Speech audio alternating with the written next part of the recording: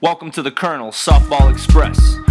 EKU preparing for the final game of the Frost Classic, where the Colonels would take on North Carolina Central University. We'll pick it up in the bottom of the first, where Melissa Costa rips one to the gap in left center, and the senior from Turlock, California gets in there with a stand-up triple. Lauren Mitchell up next. She'd ground one to short, and with Costa running on contact, the shortstop looks her back, but then decides to go to first, but throws it away, and Mitchell would get all the way to second. Tackett would single and move to second on a throw home, putting runners on second and third. Seelig would lift one to left, and the junior would get an RBI on the sac fly to give EKU a 2-run lead. Robb would escape a bases-loaded jam in the second by getting Germ to ground out to Mitchell at short.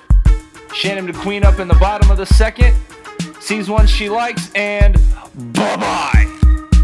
The redshirt sophomore's round tripper would give EKU a 3-0 lead. Mitchell would lead off the third with a double to left center. Seelig would reach first on a hit by a pitch, and then she would steal second. And then Haley Shinazi would score Mitchell with this bunt single to extend the lead to 4. Sarah Fobbs is up next, and she liked what Shannon McQueen did so much. BAM! She thought she'd join her. The freshman would launch a 3-run dinger to right center, and EKU's lead would be extended to 7. We'll have more on Fobbs later. McQueen would double, and Howes would single right through the box to drive her in, and EKU now leads 8-0.